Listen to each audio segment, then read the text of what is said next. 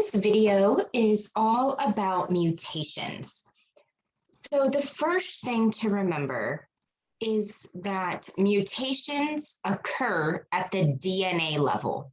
It is our DNA that gets mutated, and that happens when DNA polymerase makes a mistake during the DNA replication process. Sometimes DNA polymerase gets confused and incorporates the incorrect nucleotide while building the DNA strand.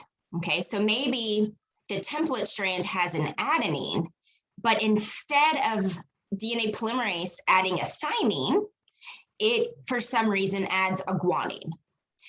Now this happens probably more frequently than we think, but DNA polymerases have a proofreading mechanism.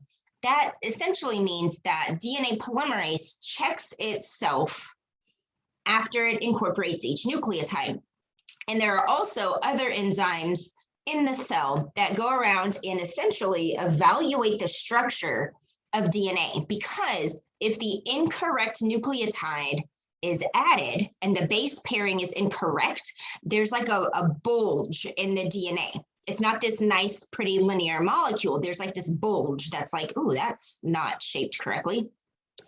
And so through proofreading, the number of errors that are made are drastically reduced. About 1 in 1 billion, that's with a B, billion errors. I'm sorry, every 1 in 1 billion nucleotides is there a mistake that goes undetected. So very, very infrequently. But when there are mutations, they can be detrimental. Okay, but sometimes they're not. Sometimes it's no harm, no foul. So remember, I just told y'all that mutations happen at the DNA level. Okay, but why this is important is because if there's a mistake or a mutation at the DNA level, it's also going to trickle down to the RNA that's made during transcription, which may or may not affect the protein that should be made during translation. Okay, so again, mutation happens here at the DNA level, but because DNA is used to create a molecule of RNA, that mutation will have consequences at the RNA level and the protein level. Okay, but again, it happens at the DNA level. So there are 4 types of mutations that we're going to talk about. The first 3 are point mutations. Well, they're substitution mutations, but all of these are point mutations. They happen at one point along the DNA molecule. Substitution, there we go.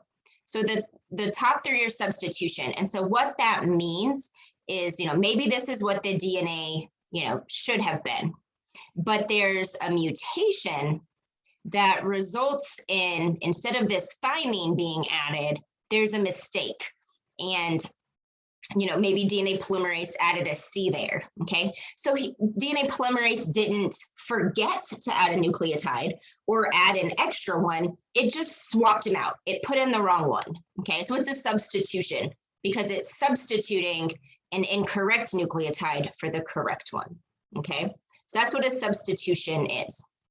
And then we're gonna come back to frame shift once we get through these first 3, but essentially with frame shift, frame is referring to the reading frame, because remember, let me just sketch some nucleotides real quick. Doesn't matter what they are.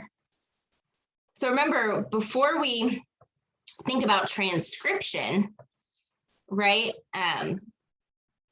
We have our DNA molecule, okay?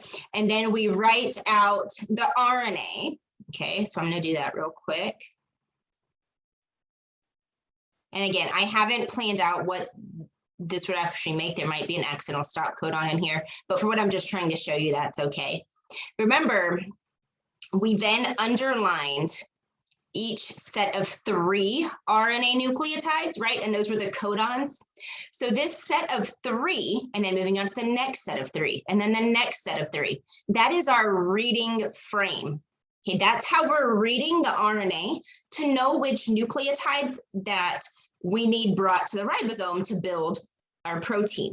Okay, so with frame shift, these are normally going to be what we call indels, an insertion or a deletion.